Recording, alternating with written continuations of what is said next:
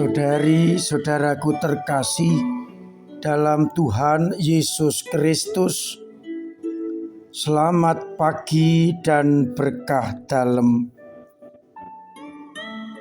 Kita berjumpa kembali dalam renungan harian kita, Senin 17 Juli 2023.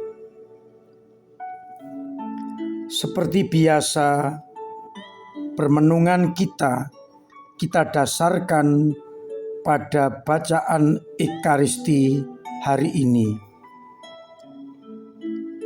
Dalam bacaan yang pertama dari kitab Keluaran bab 1 ayat 8-14, dilanjutkan ayat 22. Kita dengarkan bersama bagaimana orang-orang Israel mulai terancam dengan adanya Raja Mesir yang baru. Raja khawatir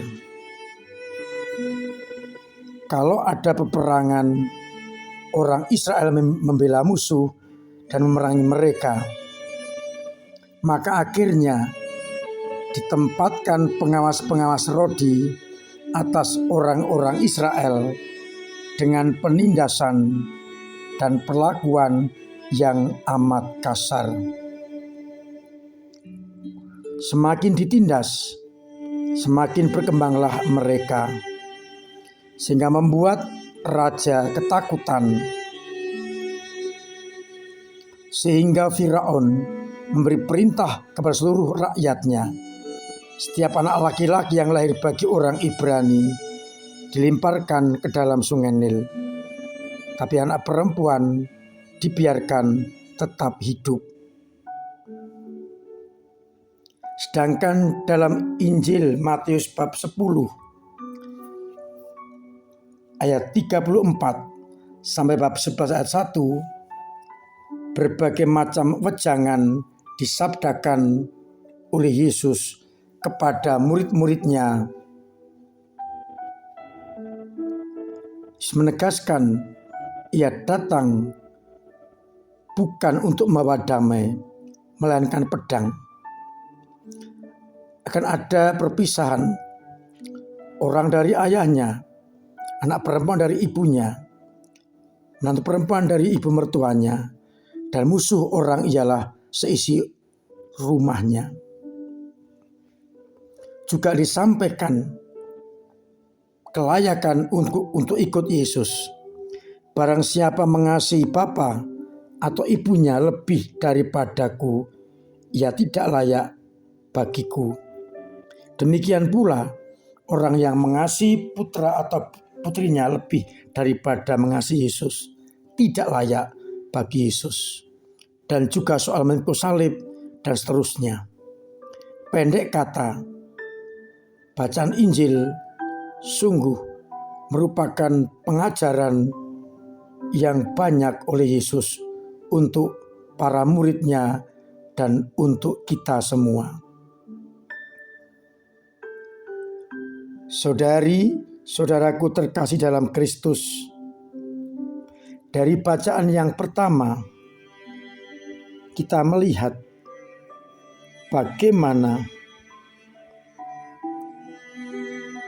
Firaun sebagai perwujudan orang yang tidak pro dengan Allah, mengikuti kehendak sendiri demi kekuasaannya.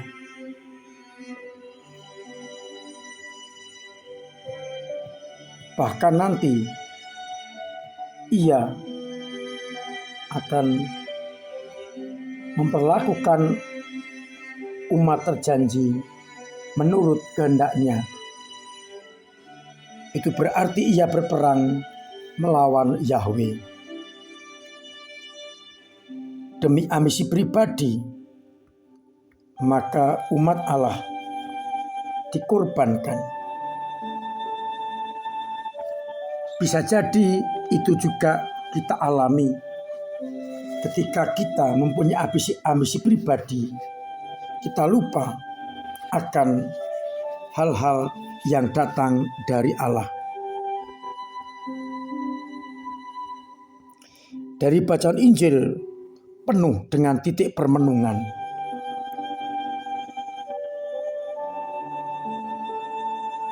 Kita diingatkan oleh Yesus. Ia datang bukan untuk membawa damai, tapi membawa pedang. Kita terkejut mendengar ini. Tapi apa yang mau dikatakan oleh Yesus? Apakah ia memisahkan orang dari orang lain? Tidak. Tetapi sabda dan kehendaknya bila ditangkap secara berbeda oleh orang per orang, yang terjadi adalah permusuhan. Tetapi sejauh orang menerima sesuai dengan kehendak Allah, yang terjadi adalah kedamaian. Maka kalau dikatakan ia datang untuk memisahkan orang dari ayahnya, anak perempuan dari ibunya, atau sebaliknya menantu dari ibu mertuanya, pertama-tama karena sikap atau tanggapan atas sabda Allah yang berbeda-beda, sehingga menimbulkan pertentangan, permusuhan. Justru pedang itu diadakan oleh orang-orang yang menanggapi sabda Yesus dengan caranya sendiri, egonya sendiri. Maka yang ada adalah peperangan, pertikaian, permusuhan. Yesus ingin agar orang menanggapi dengan benar, sehingga yang ada adalah cinta kasih. Tuntutan lain menjadi kelayaan murid Yesus adalah mencintai Yesus melebihi segala-galanya. Maka siapapun juga yang masih menomorduakan Yesus dan mengutamakan ego, kehendak pribadi, yang ada adalah ketidaklayaan sebagai murid-murid Kristus. Seorang murid harus berani menyangka diri, meninggalkan egonya, menomorsatukan Yesus dengan cara memikul salib dan ikut Yesus. Itulah murid yang sejati. Pendek kata, kita diajak untuk selalu mengikuti kehendak Yesus dalam hidup dan karya-karya kita, dengan memangku salib kita, dengan sungguh-sungguh menanggapi sabda Tuhan. Kalau semua orang menanggapi dengan tepat, yang ada adalah kedamaian dan cinta kasih. Oleh karena itu, mari kita benar-benar memilih Yesus dengan segala konsekuensinya. Berperhatian pada orang kecil, menanggapi sabda Tuhan dengan benar, berpihak pada Yesus dengan menomorsatukan Yesus di atas segala-galanya. Dan juga kita berani memberikan yang terbaik untuk Yesus, melebihi saudara, saudari, dan orang tua kita. Karena dialah yang mempunyai kehidupan. Maka saya mengajak untuk merenungkan dua hal. Yang pertama, apakah kita berani mengalahkan ego kita demi sabda-sabda Allah. Dan yang kedua, apakah saya mampu untuk menciptakan kedamaian dan sukacita dengan menanggapi sabda Tuhan dengan tepat, sehingga yang ada adalah cinta kasih dan bukan permusuhan. Kalau kita semua menanggapi dengan benar, maka tidak akan ada permusuhan. Maka kita tinggalkan ego kita masing-masing untuk bersama-sama mencari kehendak Allah. Mari kita pikul salib kita. Kita meninggalkan ego-ego kita.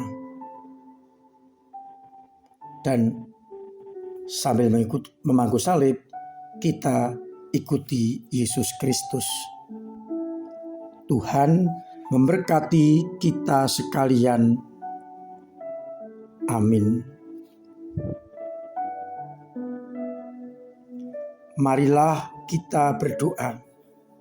Bapa yang penuh kasih, dalam berkat dan rahmat-Mu, agar kami mampu menanggapi sabda-Mu dengan benar, sehingga tidak ada perselisihan di antara kami. Yang ada adalah damai sejahtera. Bantulah kami dengan sikap rendah hati, mengutamakan Engkau di atas segala-galanya, dan memangku salib kami masing-masing untuk mengikuti Engkau, dan juga berani untuk mencintai sama sebagai bukti bahwa kami mencintai Engkau. Berikanlah sikap rendah hati kepada kami, berkorban untuk sama dan mengamalkan cinta kasih, agar akhirnya kasih-Mu diterima oleh banyak orang.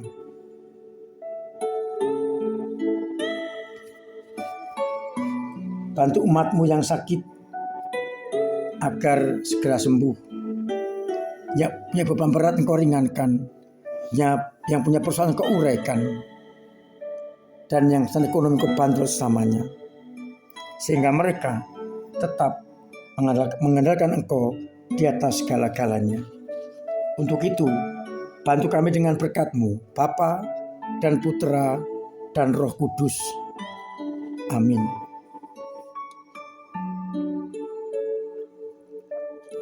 Saudara-saudaraku terkasih, saya tetap mengajak, mengingatkan, bahkan sedikit mewajibkan tetap mematuhi protokol kesehatan demi keselamatan kita bersama. Cuci tangan pakai sabun dengan air mengalir, pakai masker, jauhi kerumunan, booster kedua, dan pola hidup sehat, agar kita tetap terjaga dari ganasan virus corona.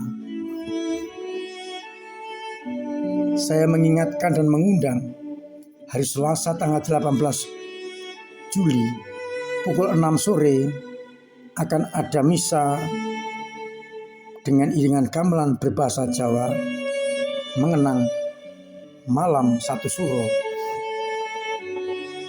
Selesai misa, kita teruskan dengan pemberkatan gedung gereja baru, gedung serbaguna yang baru, yang kita beri nama Gedung Bertie dan Gedung Maria La Salette.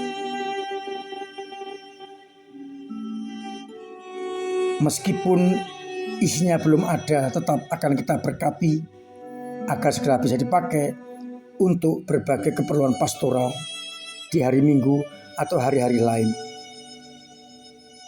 Mudah-mudahan dalam waktu dekat segera bisa terisi untuk keperluan pastoral. Maka panjenengan yang ingin berpartisipasi, silakan untuk menghubungi panitia, DPPH atau saya.